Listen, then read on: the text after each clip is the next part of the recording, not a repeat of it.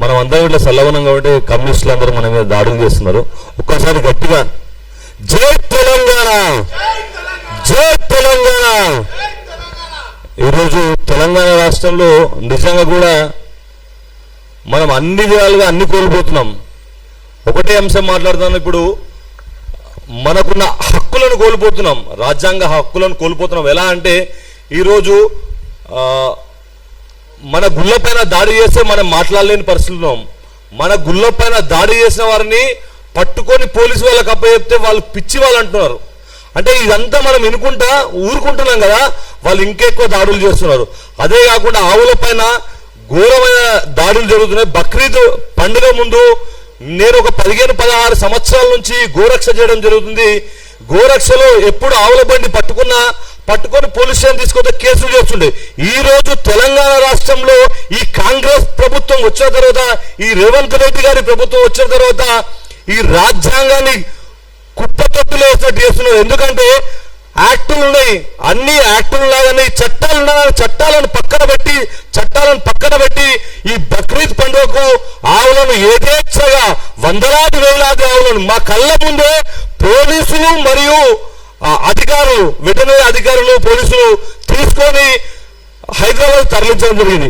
ఈ విషయాన్ని చాలా చోట్ల మేము మాట్లాడడం జరిగింది, కానీ ఏం లాభం లేకుండా పోతుంది. ఎందుకంటే మనం మాట్లాడే మాటల్లో ఒకరోజు మాట్లాడుతున్నాం, ఇట్లా యూనిటీగా మాట్లాడలేకపోతాం. ఫస్ట్ ఏం జరుగుతుందంటే మనం అందరం యూనిటీ కాకపోవడమే మన బ్యాడ్ లక్ గా, మన దరిద్రంగా మనం భావిస్తున్నాం. ఎందుకంటే ఎవరో ఒకరు మాట్లాడే వరకు ఈరోజు ఆవులను పట్టుకోవాలని మన పిల్లలు చాలా మంది పోతుంటే వాళ్ళ పైన కేసులు అవుతున్నాయి. వాళ్ళని రౌడీలుగా చిత్రిస్తున్నారు, వాళ్ళను దేశ ద్రోహులుగా చిత్రిస్తున్నారు, వాళ్ళని రౌడీ స్ట్రీట్లుగా చిత్రిస్తున్నారు. వాళ్ళు అడిగేది ఆవు. ఈరోజు ఆవు ఏంటంటే ఆవు కోసం గోరక్ష చేసే వాళ్ళ పైన కేసులు, వందలాది కేసులే. రీసెంట్ గా మొన్న మహేష్ వాళ్ళ పైన 20 మంది మీద కేసులే. వాళ్ళు రాత్రుల పూట వాళ్ళ ఇంటి సంసారాన్ని పక్కన పెట్టి నా గోమాత చనిపోతుంది, నా గోమాతను కాపాడుతానని పోతున్న వ్యక్తుల పైన కేసులు చేశారు. ఎక్కడ వెళుతుంది ఈ రాజ్యాంగం? ఎక్కడ పోతుంది తెలంగాణలో రాజ్యాంగం? రేవంత్ రెడ్డి గారు మీరు సార్ చెప్పినట్టు వాళ్ళ సారేమో పట్టుకొని తిరుగుతాడు, రాజ్యాంగాన్ని పట్టుకొని తిరుగుతాడు. కానీ ఈ రోజు తెలంగాణలో మాత్రం అది అమలు పరచలేని పరిస్థితిలో ఉన్నాం. ఈ రోజు ఎంఐఎం పార్టీ వాళ్ళు దర్జాగా మేము స్మగ్లింగ్లు చేస్తామని ఎమ్మెల్యేలు వచ్చి రోడ్ల పైన తిరుగుతున్నారు.